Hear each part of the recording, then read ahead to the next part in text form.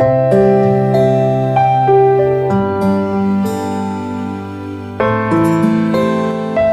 India Democratic নারী সমিতি এবাজত ভারতনি democratic নারী সমিতি 17 সদর ডিভিশন সম্মেলন খাইজাখা বানুগো স্মৃতি ভবন ও সালো সম্মেলন ফাইমানজাখা যত ভারতনি ডেমোক্রেটিক নারী সমিতিনি সেন্ট্রাল কমিটিনি president Roma Das, former MP Jharna Das Baidya, নারী নেত্রী কৃষ্ণ রক্ষিত, নারী নেত্রী রূপা গাঙ্গুলি নকারাইতে কুবিনি আদংরক ও সালো সেন্ট্রাল কমিটিনি প্রেসিডেন্ট রোমা দাস কক নারকথানি হাতর ফাংতে হাসতে হাফানি বোখা কক শিলচাখা te abono kari bobote bosaka kecam Agartala o BJP ro kaisa training center khlogi rekha te a center ro haste hafani police rok training khlaio te jongani ni samungni bagi bo borokno aro samung frungja gohini bosaka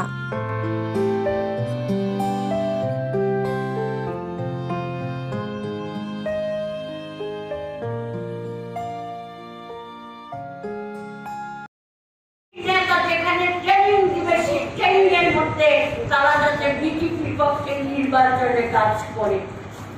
ওই পুরাতন আগরতলা চাম্পামুড়াতে তাদের একটা সেবা ধাম আছে, সেখানে BJP training হয়। সেই training সেন্টারে পুলিশের বাছাই করা 25 জন অফিসারকে সেখানে পাঠিয়েছে পশ্চিম ত্রিপুরা জেলার এসপি, আইজি। এরা বিজেপির পক্ষে নির্বাচনে কাজ করার জন্য ট্রেনিং নিয়ে আসবে। কোথায় গিয়ে আমরা দাঁড়িয়েছি কমরেড? আমার শেষ আবেদন যেটা আপনাদের কাছে, বিভ্রান্তির অনেক পথ খোলা আছে। বাড়ি বাড়ি গিয়ে কানে কানে গুজুর গুজুর করে ফুসফাস করে নানান ধরনের মিথ্যার প্রলোভন দেখালে সবাই সেটাকে রাজনৈতিকভাবে গ্রহণ করে না, বিভ্রান্ত হন। 5 বছরে তোমার ছেলে চাকরিটা হয় নাই, সামনের 5 বছর আমি গ্যারান্টি দিতে পারি তোমার ছেলে চাকরি দেব। বিদ্যুতের বিল বাড়ছে, রেট বাড়ছে। আরে এখন তো একটু সংকটের টাইম, আস্তে আস্তে সব কমবো। ভাতার নাম কাটা গেছে, কথা দিতেছি ভাতা পাইবা। যা যা করণীয়, যা যা বিভ্রান্তি প্রচার, এই মন্ডল পৃষ্ঠা প্রমুখ এরা বাড়ি বাড়ি ঘুরে নানান জায়গায় এগুলো আজকে প্রচার করতেছে। বাড়ি ঘুরে যায় কখন? দুপুরের দিকে। বাড়িতে পুরুষ লোক বা অন্যরা যখন কম থাকে অথবা রাত্রে। এখনই শুরু হয়ে গেছে সাধু সন্ন্যাসীদের আগমন, মোল্লা মৌলবীদের আগমন। ওই বিশালগড়ের দিকে চন্দননগর, রাউতখোলা, গড়িয়ামারে যে মুসলিম বেল্ট আছে, সেখানে মোল্লাধারী মৌলবী সমস্ত মৌলবীরা ঘোরাঘুরি করছে। সোনামুড়াতে বড় বড় দেহ, পরিষ্কার ধপধপে রং, গেরুয়া বস্ত্র পরিহিত সাধু সন্ন্যাসীরা ঘোরাঘুরি করছে। ইতিমধ্যেই নির্বাচনের জন্য তাদের অর্থ, গাড়ি, যা যা প্রয়োজনীয় সব আসছে।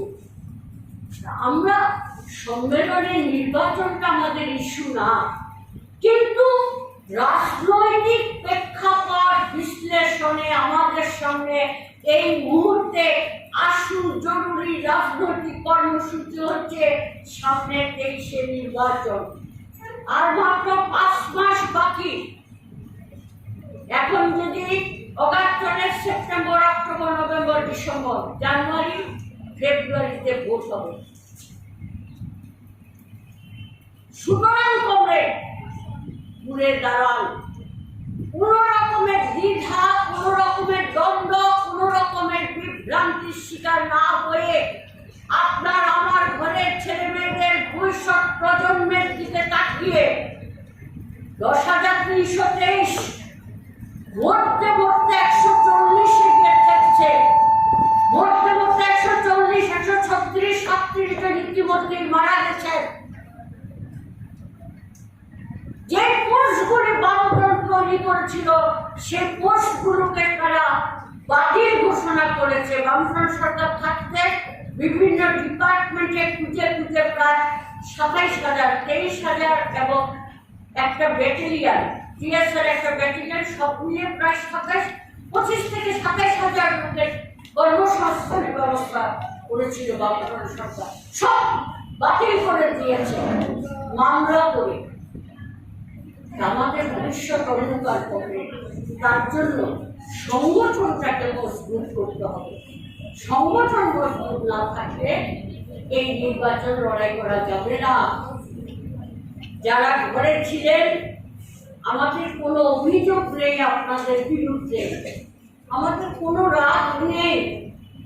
আপনারা আসতে পারেননি, ভয় পেয়েছেন, সংকোচ বোধ করেছেন, অথবা বিজেপির দুর্বৃত্ত বাহিনীর চোখ রাঙানির কাছে মাথা নত করেছেন, তাতে আমাদের কোনো রাগ নেই, কোনো অভিযোগ নেই। কিন্তু এখনকার সময় এই রাজনৈতিক সংগ্রামের একটা কঠিন পরিস্থিতির মধ্যে আমি প্রতিটা প্রতিনিধিকে অনুরোধ করব, ঘর থেকে বেরোন, নিজের পরিবারকে রক্ষা করার জন্য, নিজের ছেলে মেয়েদের ভবিষ্যৎ রক্ষা করার জন্য, এই রাজ্যের স্বাস্থ্য, শিক্ষা, কর্মসংস্থান, কাজ, খাদ্য, আইন শৃঙ্খলা, নারীদের ইজ্জত সম্মান, এগুলো রক্ষার জন্য প্রতিটা মা বোনকে বাড়ি থেকে বেরোতে হবে। পাড়ার সাধারণ নারীদেরকে সংগঠিত করে আজকে আমাদের দাঁড়াতে হবে।